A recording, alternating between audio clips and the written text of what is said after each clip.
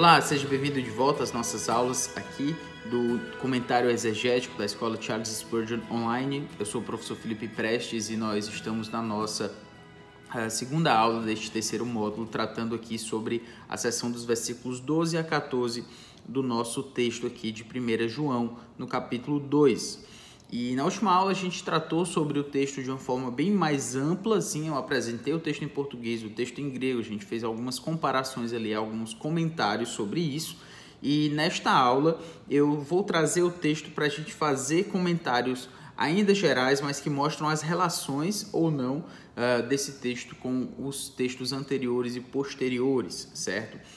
São comentários importantes, inclusive quando eu estou estudando alguma passagem, eu especificamente considero essa uma das partes mais importantes quando a gente analisa a passagem. Não somente, às vezes a gente acha que a gente precisa, né, de especificidade, né? A gente precisa ser específico, muito específico, as palavras, o que aquela palavra quis dizer exatamente e tal, toda aquela questão. Eu entendo que isso é importante, eu acho que isso é importante realmente, mas isso não é, vamos dizer assim, ainda o que é absolutamente importante dentro da passagem, se você não tiver feito uma análise geral, se você não entender como aquela palavra que significa tal coisa, que aparece tantas vezes, como essa palavra ela é importante naquele todo ali, naquele argumento, certo? Então, eu acho que às vezes a gente perde muito com isso, sinceramente, é a minha impressão. Eu acho que a gente perde muito com relação a essa análise mais geral. Às vezes a gente perde na especificidade também, às vezes a gente pode ser muito geral na passagem e esquecer alguns detalhes importantes. Mas eu acho que, às vezes, como você está analisando, estudando aqui, a gente já está no terceiro módulo desse comentário, né? Eu acredito que você gosta de estudar a passagem. Então, se você gosta de estudar a passagem, é um risco que a gente tem, eu tenho, de ser específico demais, de olhar o que essa palavra significa no grego e quantas vezes ela aparece no Novo Testamento, quantas vezes ela aparece em Pedro, em João, em Paulo, enfim. E aí a gente, enfim, o céu é o limite, né? A gente fica analisando ali aquela passagem por muito e muito tempo. Só que não é bem assim que a gente deveria fazer se a gente não tem analisado de uma forma geral o texto. Ou seja, se a gente não percebe como esse texto ele se relaciona com o que vem antes e o que vem depois, certo? Como o argumento do autor foi construído e toda essa questão. Eu acho que às vezes a gente perde muito nisso e eu acho que a gente deveria cuidar dessa questão de alguma forma, né? E eu acho que a forma que a gente tem de fazer isso é enfatizar essa seção geral, para que a gente, enfim, consiga ir para o específico. Nunca vá direto para o específico sem olhar o geral, sem olhar a passagem de uma forma geral, sem ter um feeling, vamos dizer assim, da passagem de uma forma geral.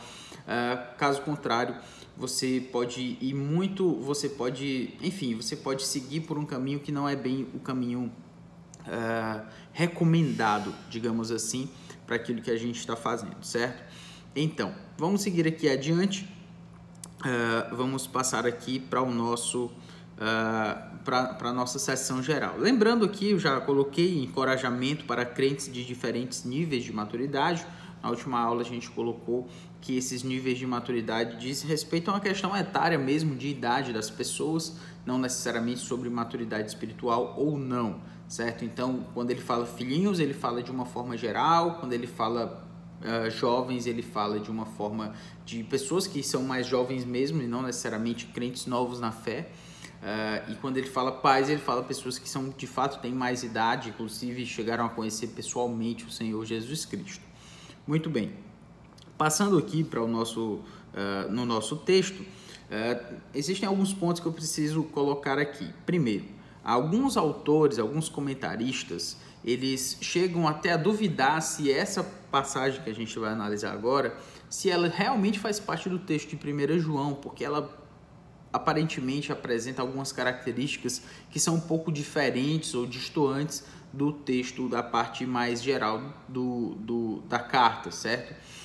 Então é bom a gente tocar nesses pontos, eu sempre gosto de pelo menos mencionar isso, o que outros autores pensam sobre isso, que não são tão ortodoxos assim, talvez, né? Eu cheguei a ver que Bultmann tem alguns pensamentos e tal sobre isso e tudo, mas o que eu quero colocar é que, de fato, algumas coisas fazem a gente pensar. Uma delas é que essa primeira seção, né, quando a gente falou sobre a primeira seção do texto, ela vai falar sobre a obediência, vai falar que as pessoas que andam na luz, elas, na verdade, têm a obediência como característica, né? Então, não adianta você dizer que segue a Deus, que você anda com Deus, que você conhece a Deus, se você não obedece, se você não anda na luz de fato.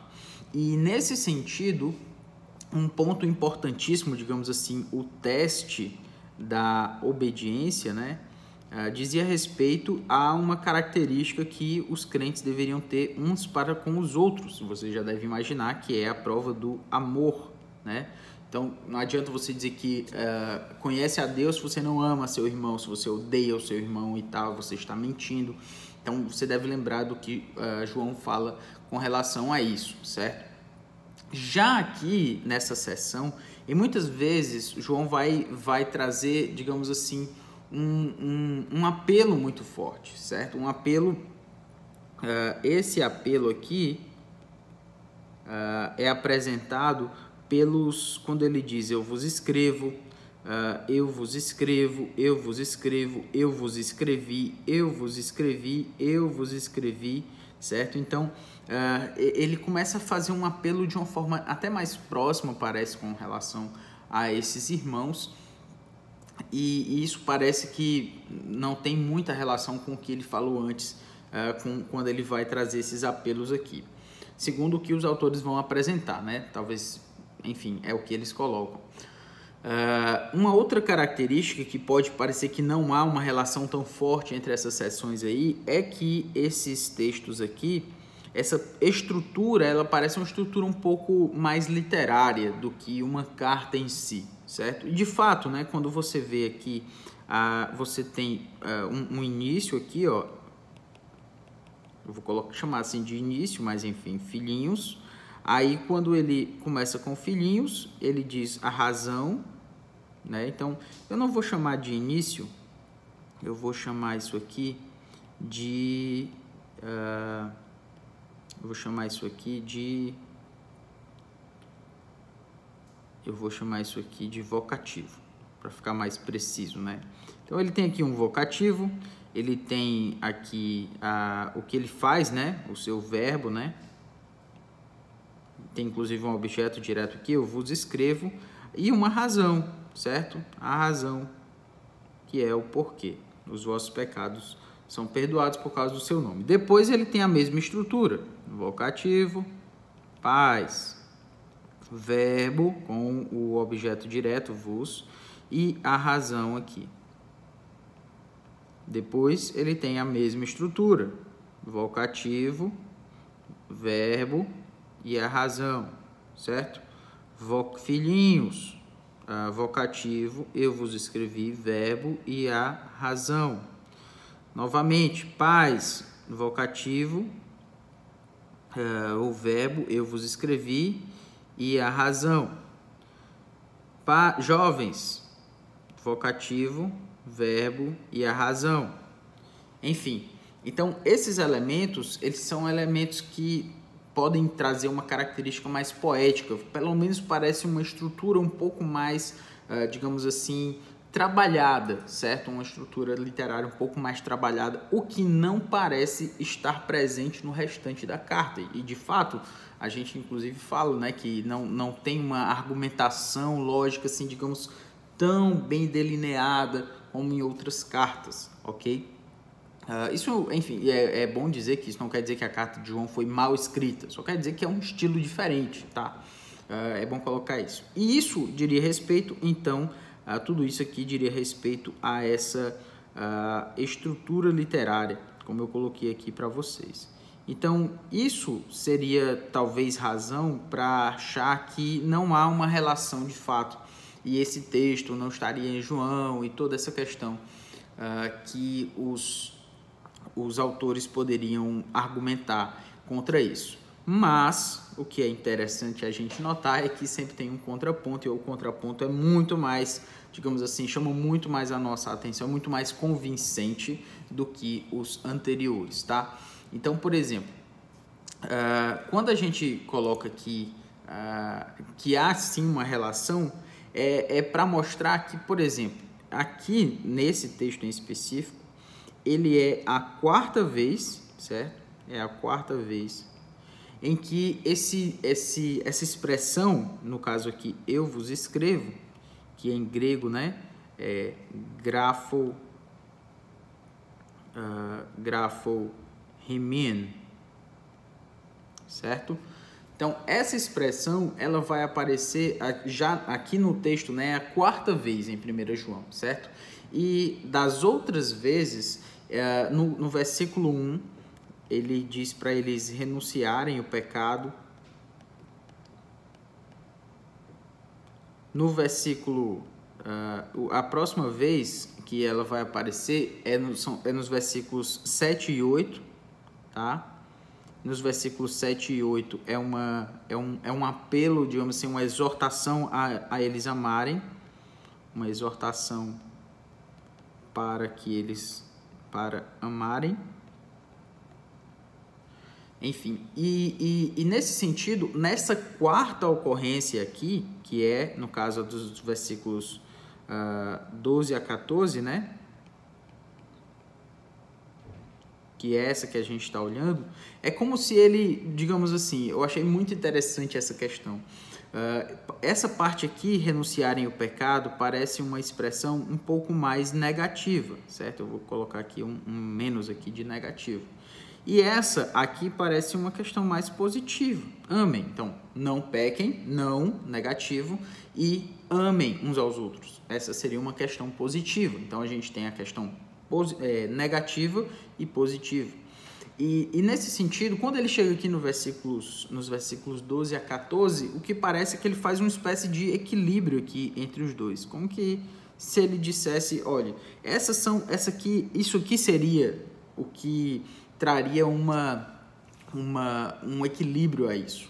É o que? O fato de que os vossos pecados são perdoados.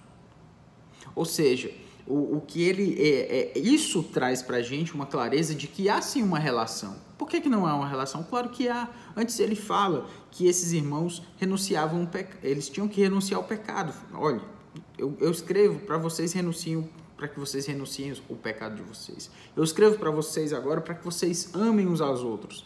E agora o que eu quero que vocês façam? Bom, ele nem fala nem tanto uma questão do que eles devem fazer agora exatamente, mas ele diz: os seus pecados são perdoados. É isso que faz com que vocês deixem de pecar, e é isso que faz com que vocês possam amar uns aos outros. É esse o elemento, digamos assim, um elemento de equilíbrio, certo? Então, eu vou colocar aqui o elemento de equilíbrio. Ele seria o fato de que as pessoas têm os seus pecados perdoados. Claro, né? Aqui a gente está falando sobre o cristão verdadeiro, aquele que tem os seus pecados perdoados. É isso que faz com que eles tenham um equilíbrio diante disso. E outra questão importante, esse equilíbrio também vem pela questão de que quando isso aqui falta, esse elemento de equilíbrio, quando há falta, certo, nele, se ele faltar, a gente não perde tudo. Como assim? Desculpe, não tanto, não é nem se ele faltar, mas se eles faltarem. O que? Eles o quê? Esses elementos aqui. Se a gente acabar porventura pecando, ou se a gente deixar de amar os irmãos como a gente deveria amar, se isso vier a acontecer, sabe o que acontece? A gente ainda tem o perdão dos nossos pecados. Ou seja, nem tudo está perdido. É isso que eu quero chamar a atenção, certo? Se eles faltarem, nem tudo está perdido. Na verdade, isso aqui traz para a gente um elemento de esperança, certo? Esperança. Por quê? Porque se você faltar no seu amor para com seu irmão, isso vai acontecer. Nem sempre a gente vai conseguir obedecer a Deus, nem sempre a gente vai conseguir renunciar ao pecado. Muitas vezes a gente vai faltar, muitas vezes a gente vai falhar com relação ao nosso irmão, mas os nossos pecados são perdoados. E eu acho que esse ponto aqui é um ponto que vai trazer para a gente uma clareza de que esse texto, ele sim faz parte desse texto de uma forma mais ampla. É um ponto de equilíbrio, é uma forma de ele chamar a atenção para esse elemento